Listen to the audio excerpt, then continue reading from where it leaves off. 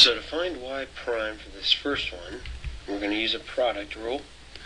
And our two parts of the product will be this part and this part. So y prime will equal 21 out front. And let's use some parentheses. So first I leave the first part alone, x cubed.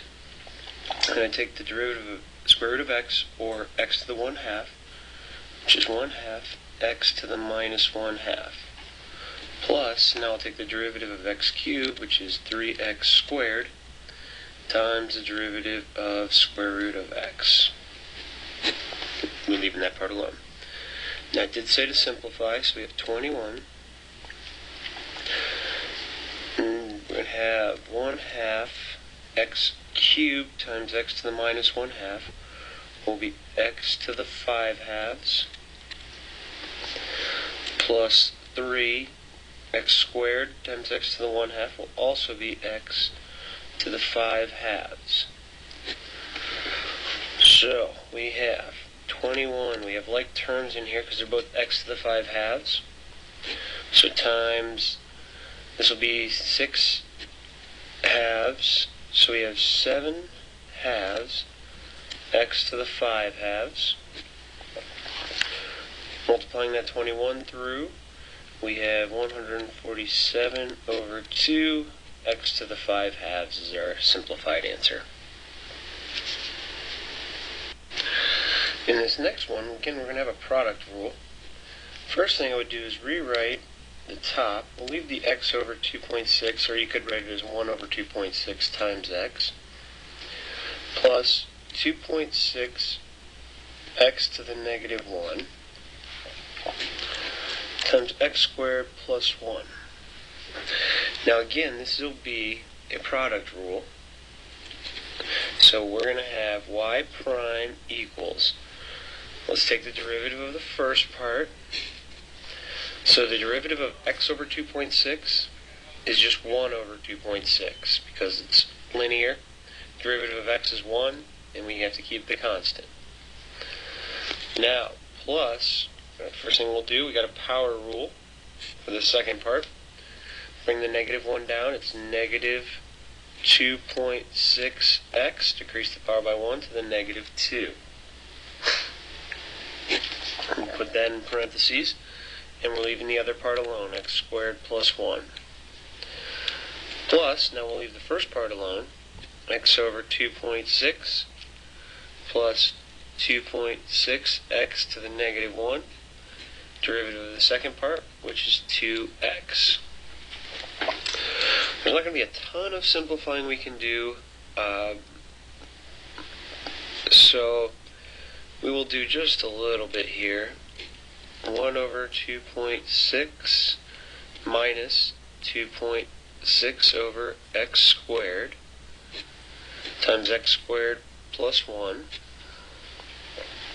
plus, now I'm going to distribute this 2x, so then I'll have a 2x squared over 2.6 plus 2x, sorry, that'll get multiplied by that 2.6 over x. Those x's will cancel. There's not a lot we can do with this first part, so I'm not going to mess with it too much right now. I'm just going to kind of leave it. 1 over 2.6 minus 2.6 over x squared times x squared plus 1 plus 2x squared over 2.6 plus 5.2. And 3, first thing we're going to do is rewrite it again. So square root of x plus 2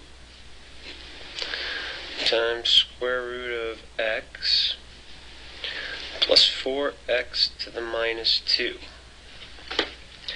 Another product rule. So y prime equals derivative of the first part. So the derivative of square root of x is 1/2 x to the negative 1/2.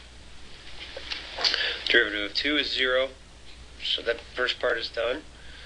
And this gets multiplied. Let's go ahead and write it as x to the 1/2 plus 4x to the minus 2, because we're leaving that part alone.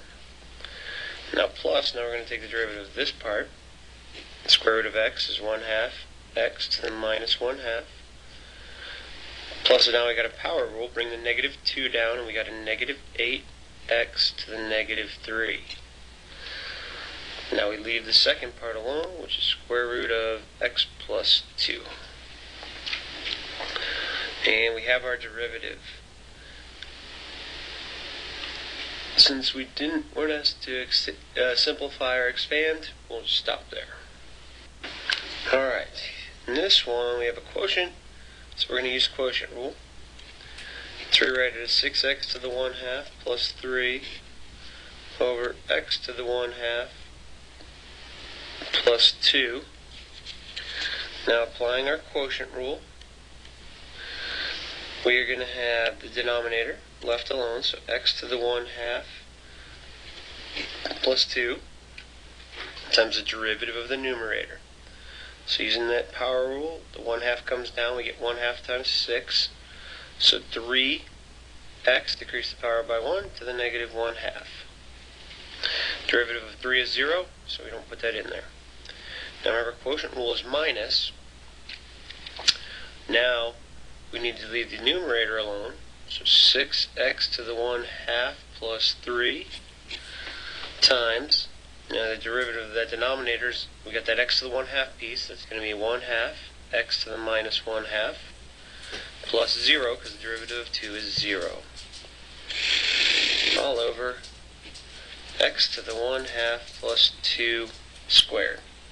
Now what they had asked us to find was the derivative at x equals 4, so we would plug 4 in for our x's and evaluate. You don't need to simplify to be able to evaluate it at 4. Okay, last one we're going to look at is a revenue problem. You're given